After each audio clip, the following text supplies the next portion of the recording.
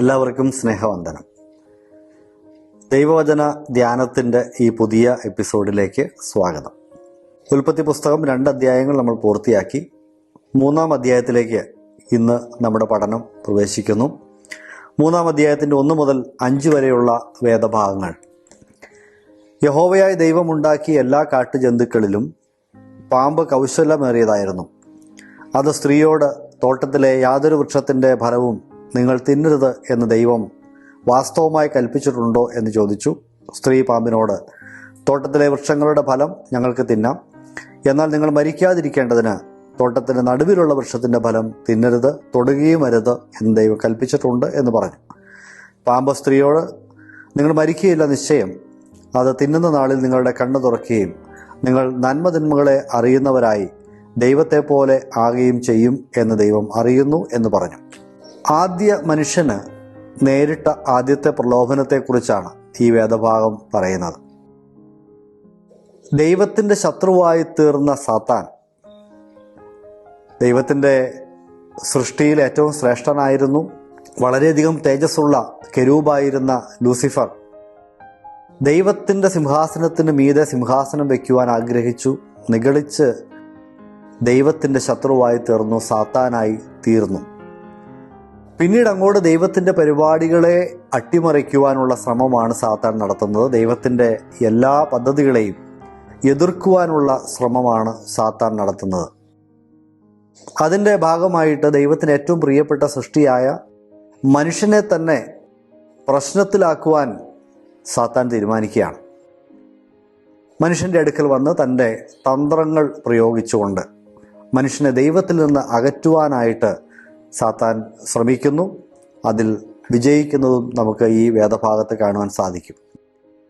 ഇവിടെ അതിൻ്റെ ആരംഭവാക്യത്തിൽ തന്നെ പറയുന്നത് ദൈവം സൃഷ്ടിച്ച ജീവികളിൽ ഏറ്റവും കൗശലമേറിയത് പാമ്പായിരുന്നു എന്ന് പറയുന്നുണ്ട്. ആ പാമ്പാണ് വന്ന് ഹവ്വയോട് സംസാരിക്കുന്നത്, പഴം തിന്നാനായിട്ടുള്ള പ്രലോഭനം കൊടുക്കുന്നത്, ആ പഴം തിന്നാനായിട്ട് പ്രോത്സാഹിപ്പിക്കുകയും അത് തീറ്റിക്കുകയും ചെയ്യുന്നത്.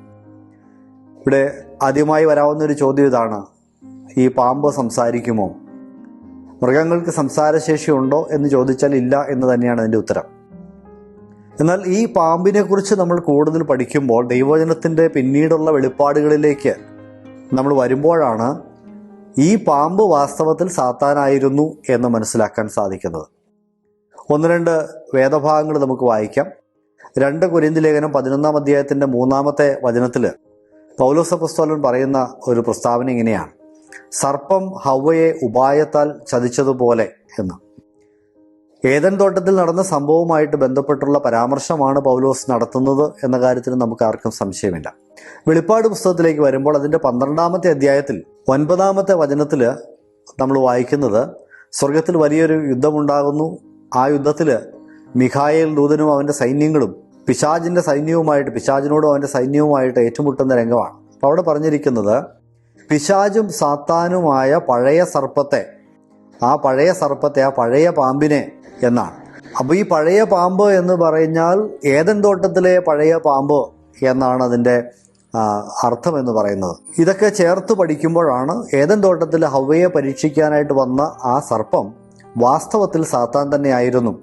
ഇനി അതിനെ കുറച്ചുകൂടി നമുക്ക് മനസ്സിലാക്കുവാനായിട്ട് വ്യാഖ്യാതാക്കൾ 2 തരത്തിലുള്ള അഭിപ്രായങ്ങൾ പറയുന്നുണ്ട്. ഒന്ന്, സാത്താൻ തന്നെ പാമ്പിൻ്റെ വേഷമെടുത്തു വന്നു എന്ന് പറയുന്ന വ്യാഖ്യാതാക്കളുണ്ട്. അതും സംഭാവ്യമാണ്, കാരണം അവൻ വെളിച്ചദൂതൻ്റെ വേഷം ധരിക്കാനായിട്ട് മടിയില്ലാത്തവനാണ്. ഇനി മറ്റൊരു ഓപ്ഷൻ, ഒരുപക്ഷെ കൂടുതൽ സാധ്യതയുള്ളത്, പിശാച് ഈ സർപ്പത്തിൻ്റെ ദേഹം, സർപ്പത്തിൽ കടന്ന് ആ സർപ്പത്തെ ഉപയോഗിച്ച് ഹവ്വയെ പ്രലോഭനത്തിൽ വീഴിക്കുകയാണ് ചെയ്തത് എന്നും ചിന്തിക്കാം. ഈ 2 സാധ്യതകളാണുള്ളത്. എങ്കിലും കൂടുതൽ സാധ്യത ഞാൻ വിചാരിക്കുന്നു പിശാച് പാമ്പിനെ ഉപയോഗിച്ച് പാമ്പിൻ്റെ ശരീരത്തിൽ കടന്ന് പ്രലോഭിപ്പിക്കുവാനായി തുനിഞ്ഞു എന്നാണ്. ഏതായാലും ഈ പാമ്പിനെക്കുറിച്ച് അവിടെ നടത്തിയിരിക്കുന്ന ഒരു പരാമർശം വളരെ ശ്രദ്ധേയമാണ്. ഏറ്റവും കൗശലമേറിയ ഒരു ജീവിയായിരുന്നു എന്നാണ്. ആ കൗശലമാണ് പിശാച് ഉപയോഗിച്ചത്. പിശാചിൻ്റെ ഒരു സ്വഭാവം അല്ലെങ്കിൽ പിശാചിൻ്റെ ഒരു രീതി ഇതാണ്: മനുഷ്യനെ തകർക്കാൻ, മനുഷ്യനെ ദൈവത്തിൽ നിന്ന് അകറ്റുവാൻ, മനുഷ്യനെ പാപത്തിൽ വീഴിക്കുവാൻ പിശാച് നേരിട്ട് ശ്രമിക്കുകയല്ല ചെയ്യുന്നത്. പിശാച് നേരിട്ട് മനുഷ്യനെ ആക്രമിക്കുകയല്ല ചെയ്യുന്നത്. പുതിയ നിയമത്തിലേക്ക് വരുമ്പോൾ അവൻ്റെ തന്ത്രങ്ങളെ നാം അറിയാത്തവരല്ലല്ലോ എന്ന് പൗലോസ് അപ്പോസ്തലൻ 2 കൊരിന്ത്യർ ലേഖനത്തിൽ പറയുന്നുണ്ട്.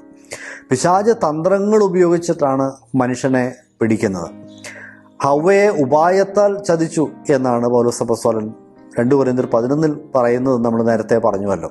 അപ്പോൾ ഈ പിശാചിൻ്റെ തന്ത്രങ്ങൾ, പിശാചിൻ്റെ സൂത്രങ്ങൾ, അതിനെക്കുറിച്ച് ബോധവാന്മാരായിരിക്കുക, ബോധവതികളായിരിക്കുക, ഇതാണ് നമുക്ക് ഇന്ന് ചെയ്യാനായിട്ടുള്ളത്. കാരണം ഇവൻ വളരെ തന്ത്രങ്ങൾ പ്രയോഗിക്കുന്ന വ്യക്തിയാണ്.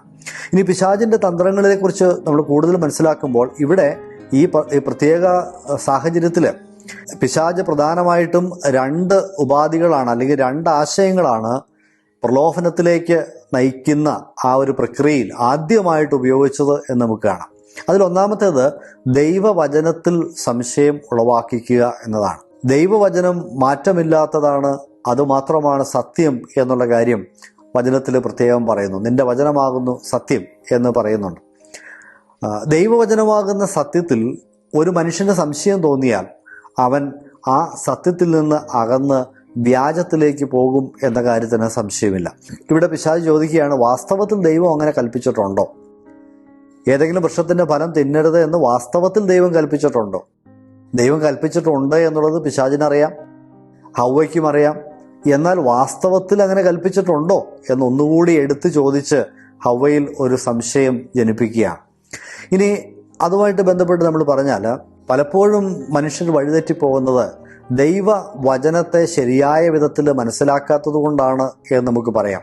കർത്താവായ യേശുക്രിസ്തു അത് പറയുകയുണ്ടായി. മത്തായി 22:29 കർത്താവ് പറഞ്ഞു, നിങ്ങൾ തിരുവെഴുത്തുകളെയും ദൈവശക്തിയെയും അറിയാത്തത് കൊണ്ട് തെറ്റിപ്പോകുന്നു. തിരുവെഴുത്തുകളെ തിരിച്ചറിയാതെ തെറ്റിപ്പോകുന്ന മനുഷ്യർ അനവധിയാണ്. തിരുവെഴുത്തുകളെ ശരിയായ രീതിയിൽ കൈകാര്യം ചെയ്യാതെ തെറ്റിപ്പോകുന്ന മനുഷ്യർ അനവധിയാണ്. തിരുവെഴുത്തുകളെ കോട്ടിക്കളഞ്ഞ് അതിനെ വികലമായി വ്യാഖ്യാനിച്ച് മനുഷ്യരെ വഴിതെറ്റിക്കുന്ന ആളുകളും ഇന്ന് ലോകത്തിൽ അനവധിയാണ്. 2 കാര്യങ്ങൾ പ്രധാനമായിട്ടും നമ്മൾ ശ്രദ്ധിക്കണം. ഒന്ന്, ഒരു വചനം അരുളി ചെയ്ത ആ വചനം എഴുതിയിരിക്കുന്ന അതിൻ്റെ പശ്ചാത്തലം നമ്മൾ മനസ്സിലാക്കണം.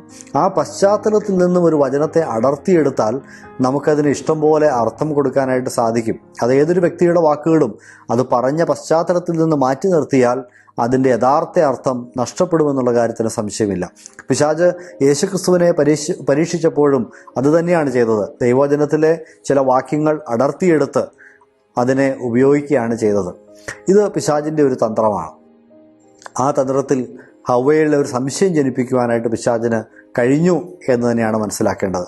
രണ്ടാമത് പിശാച് ഉപയോഗിച്ചത് ദൈവത്തിൻ്റെ നന്മയിൽ സംശയം ഉളവാക്കുക എന്നതാണ്.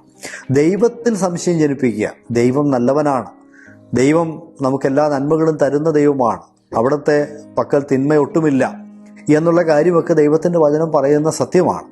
മനുഷ്യൻ ദൈവത്തിൻ്റെ നന്മയെ സംശയിക്കാൻ തുടങ്ങിയാൽ അവന് ദൈവത്തെ തള്ളിക്കളയുവാൻ, ദൈവത്തിൻ്റെ വാക്കുകളെ ധിക്കരിക്കാൻ യാതൊരു പ്രയാസവും ഉണ്ടാവുകയില്ല.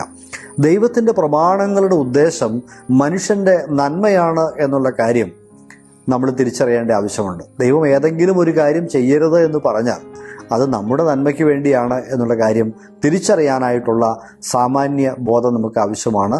ദൈവത്തിൻ്റെ നന്മയിലുള്ള വിശ്വാസം നമുക്ക് ആവശ്യമാണ്. ഇവിടെ ആദമിനും ഹവ്വയ്ക്കും എല്ലാ നന്മകളും നൽകിയ ദൈവം അവരുടെ ജീവിതം ഏറ്റവും നന്മയായിട്ട് തന്നെ മുന്നോട്ട് പോകുക എന്ന ഉദ്ദേശത്തോടു കൂടിയാണ് ഈ വൃക്ഷത്തിൻ്റെ ഫലം തിന്നരുത്, അത് തിന്നാലുണ്ടാകുന്ന അപകടങ്ങളെക്കുറിച്ച് വളരെ വ്യക്തമായി അറിയാവുന്ന ദൈവമാണ് അവരോട് തിന്നരുത് എന്ന് പറഞ്ഞത്. അപ്പോൾ ദൈവത്തിൻ്റെ നന്മയെ പിശാച് അതിൽ സംശയം ജനിപ്പിക്കുകയാണ്. അപ്പോൾ ദൈവം ഇങ്ങനെ നിങ്ങളോട് പറഞ്ഞിട്ടുണ്ടല്ലേ? പറഞ്ഞിട്ടുണ്ട്. പക്ഷെ അത് തിന്നാൽ ദൈവം പറഞ്ഞതുപോലെയല്ല, നിങ്ങൾ മരിക്കുകയില്ല എന്ന് പറയുക. അപ്പോൾ ദൈവം പറഞ്ഞത് തെറ്റാണ്. ദൈവത്തിൻ്റെ ഉദ്ദേശം വാസ്തവത്തിൽ നന്മയല്ല. കാരണം നിങ്ങൾക്കുണ്ടാകാൻ പോകുന്ന ഒരു വലിയ നന്മയെ ദൈവം തടയുകയാണ് ചെയ്തത് എന്നാണ് പിശാചിൻ്റെ വാദം. നിങ്ങൾ കണ്ണു തുറക്കും, നിങ്ങൾ നന്മതിന്മകളെ തിരിച്ചറിഞ്ഞ് ദൈവത്തെ പോലെ ആയിത്തീരും എന്ന് പറയാം. എത്ര മനോഹരമായ ഒരു ഓഫറാണ് പിശാച് മനുഷ്യൻ്റെ മുമ്പിൽ വയ്ക്കുന്നത്. നിങ്ങൾ ദൈവത്തെ പോലെ ആകും, അതിൽ കൂടുതൽ എന്താണ് മനുഷ്യൻ ആവശ്യം എന്നാണ്. പ്രിയമുള്ളവരെ, ഇത്തരത്തിൽ ദൈവവചനത്തിൽ സംശയം ജനിപ്പിക്കുക, ദൈവത്തിൻ്റെ നന്മയിൽ സംശയം ജനിപ്പിക്കുക. ഇന്ന് നമ്മൾ ലോകത്തിലേക്ക് നോക്കിയാൽ വിശ്വാസികളുടെ വിശ്വാസം നഷ്ടപ്പെടുന്ന രീതിയിൽ സംവാദങ്ങൾ നടത്തുന്ന ആളുകളുണ്ട്, ഇതര മതത്തിൽപ്പെട്ട ആളുകളുണ്ട്, നിരീശ്വരവാദികളുണ്ട്. ഇവരൊക്കെ ചെയ്യുന്നത് ദൈവത്തിൻ്റെ വചനത്തിൽ സംശയം ജനിപ്പിക്കുക, രണ്ടാമത് ദൈവത്തിൻ്റെ നന്മയിൽ സംശയം ജനിപ്പിക്കുക.